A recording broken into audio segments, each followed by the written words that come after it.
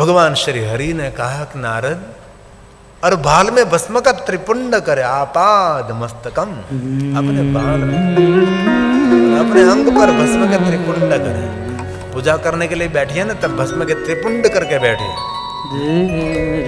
और कहीं बाहर जा रहे हो और आपको थोड़ी सी लज्जा लहरे तो, शर्मिंदा हो रहे तो घर में तो करें भस्म का त्रिपुंड, भस्म की बिंदी तो करें।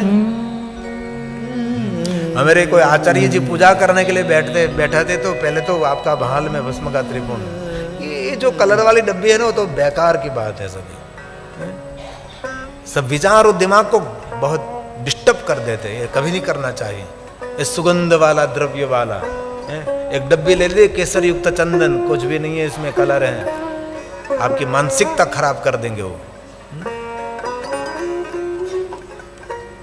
चंदन को तो घिसना पड़ता है। जो काष्ठ आता है ना सुखड़ का, तख्ते पर, अरिसे पर, ओरिसा जिनको कहते हैं, जो पत्थर का, पाषाण का, ताकत लगानी पड़ती है, बहुत ताकत लगानी पड़ती है। इसमें केसर की 2 पंखड़ी ठंडी के दिनों में मिला सकते हैं। इस गर्मी के समय में केसर की पंखड़ी नहीं मिलाना, श्वेत चंदन महादेव को अर्पण करें। इस जो गर्मी के दिनों में श्वेत चंदन एक ठंडक देता है, और ठंडी के दिनों में चंदन में केसर मिला दीजिए, वो श्रेष्ठ रहता है। किस ऋतु में भगवान महादेव को कैसे चंदन अर्पण करना चाहिए। शिव जी को हम चंदन का लेप करते हैं। जो अपने हाथ से चंदन घिसकर भगवान महादेव को जो चंदन का लेप करते हैं, उनको इंद्र भी पराजित नहीं कर सकता। इतना सामर्थ्य महादेव देता है। जो शंकर जी सामर्थ्य देता है, ऐसा सामर्थ्य दुनिया में कोई नहीं दे सकता। सभी देवताओं को सामर्थ्य कहां से मिला? महादेव से तो मिला। देवताओं ने बार बार वही गौरव किया, राम जी ने वही गौरव किया, कृष्ण जी ने वही गौरव किया कि मेरा साम्राज्य, मेरा सामर्थ्य महादेव का प्रसाद। इसलिए हम बहुत कुछ तो नहीं कर सकेंगे, लेकिन भाल में भस्म का त्रिपुंड करे, भस्म की बिंदी करे। कल कथा सुनने के लिए जो आएंगे, मेहमान से लेकर जजमान से लेकर सब भस्म के त्रिपुंड करके आए, हमारी प्रार्थना है। हमारी बड़ौदा में कथा थी तो हमको ऐसे हमने कह दिया, मेरे जजमान सक्षम थे जो कोरोना काल में, उसके घर में रहकर हमने 2 साल तक लगातार कथा गाई। 2 साल तक मेरे सामने श्रोता कोई नहीं थे, सिर्फ कैमरे लगे रहते थे, और आस्था टीवी, आस्था इंटरनेशनल, आस्था भजन के माध्यम से देश दुनिया में कथा हम कहते रहे। उसके घर ही तो उसने बहुत बड़े शिव महापट कथा का आयोजन किया, तो मैंने ऐसे ही कह दिया। तो दूसरे दिन उसने इतनी बुद्धि लगाई, जितने कथा के द्वार थे, जितने गेट थे, अलग अलग रहता है ना जगह, वहां तो छोटा आयोजन नहीं होता, बहुत बड़ी संख्या में रहता है, तो सभी गेट पर बहनों को, भाइयों को वहां खड़ा कर दिया। अंदर आने का यूनिफॉर्म ही भस्म का त्रिपुंड रहता था कथा में प्रवेश करने के लिए।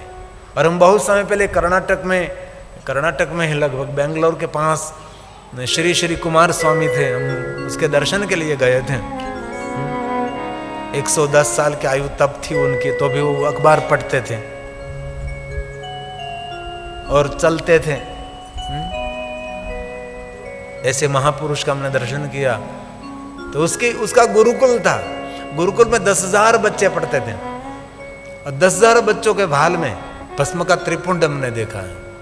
जब द्वार पर प्रवेश करते तब वहां व्यवस्था की थी, त्रिपुंड करके ही अंदर प्रवेश करो, ऐसी व्यवस्था की गई थी। त्रिपुंड करके ही आप गुरुकुल में प्रवेश करो, कोई भी बेटा हो या बेटी हो। इसलिए भस्म अपने अंग पर धारण करें। ये भगवान विष्णु जी ने गाया है ना, पद्मस्तकं सम्यं भस्मनोदुल्य सादरम्। आदरपूर्वक भस्म का त्रिपुंड करें। मन की स्थिति आपकी कुछ बदलती हुई दिखाई देगी, अद्भुत शक्ति है। आज जिन्होंने अपने भाल में भस्म का त्रिपुंड किया, उसको हमारा प्रणाम है। लेकिन मैं आशा रखता हूं कल से मंगलवार हमारा सबका मंगल होगा। भस्म के त्रिपुंड करके हम बैठे हैं। जहां तक महाकाल की दुनिया में बैठे हैं, हम कोई सांसारिक दुनिया में नहीं बैठे, अब महाकाल की दुनिया में बैठे हैं। तो महाकाल को प्रिय है भस्म, जिनकी भस्म आरती होती है महाकाल की। और ऐसे एक भेग सुनी बनी बनाई सुनी सुनाई कथा है कि पहले तो मुर्दी की भस्म महादेव को अर्पण करते थे, और एक दिन कोई मृत्यु नहीं हुई तो ताजी ताजी भस्म न मिली तो पुजारी ने अपने बेटे को अग्नि संस्कार और करके भस्म चढ़ा दी। तब से शंकर जी ने मना कर दिया कि नहीं, अभी कोई शमशान की भस्म नहीं चढ़ती, और पहले भी नहीं चढ़ाई गई थी, अभी भी नहीं, और आने वाले समय में भी नहीं, गलत। और महाकालेश्वर में से कभी आपको भस्म का प्रसाद मिले तो भस्म और शिवाग्नि जनित भस्म है। महाकालेश्वर महादेव के परिसर में एक भस्म निर्माण करने का स्थान है, जो शिव जी के पंच मंत्रों के द्वारा भस्म बनाई जाती है। कपिला गाय के उबले से और अलग अलग अलग काष्ठों से विधिवत भस्म वहां निर्माण की जाती है। शिव जी जो भस्म बनाने के लिए शिव जी जो प्रधान 5 हैं, अघोर से लेकर सद्योजात के लिए ईशान से लेकर तत्पुरुषाय से, सभी मंत्र को बोलकर भगवान महादेव के लिए शिवाग्नि जनित भस्म जिनको कहते हैं, वेदाग्नि जनित भस्म, देवाग्नि जनित भस्म, भस्म के तो बहुत सारे प्रकार हैं। शिव जी को भस्म प्रिय है तो महाकाल को भस्म का अभिषेक कहते हैं। महाकालेश्वर महादेव को भस्म स्नान किया जाता है। सुबह सुबह में भगवान शंकर जी की भस्म आरती रहती है। और ये बात आप सभी जानते हैं कि महादेव की पूजा सामग्री में सब कुछ है, लेकिन भस्म नहीं है तो पूजा की सामग्री अधूरी है। भस्म से महादेव की पूजा की सामग्री पूर्ण हो जाती है।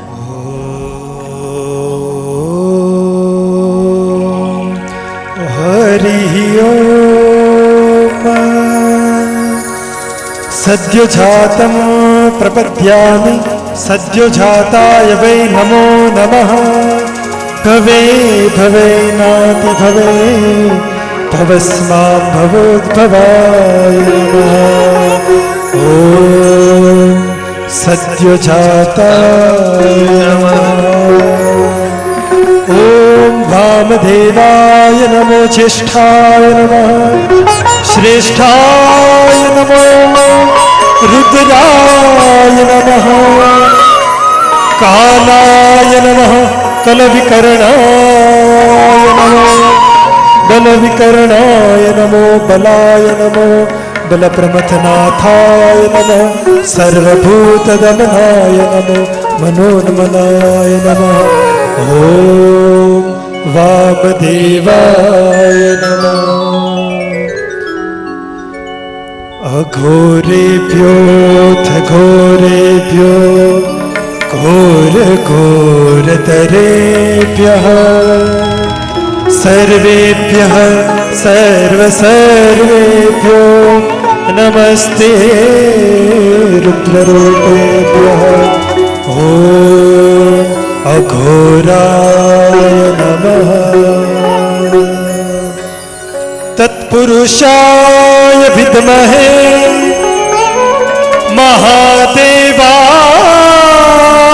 महादेवाय धीमहि तन्नो रुद्रः प्रचोदयात्। ॐ तत्पुरुषाय नमः। ईशानः सर्वविद्यानाम् ईश्वरः सर्वभूतानां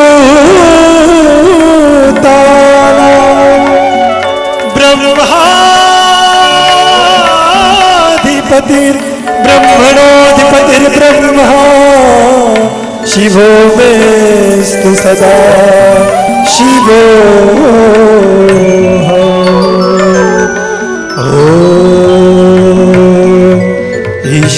ईशानाय नमः।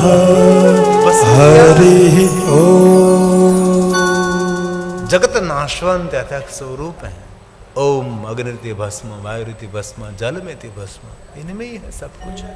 जो कुछ दिखाई देता है सब कुछ भस्म ही भस्म है।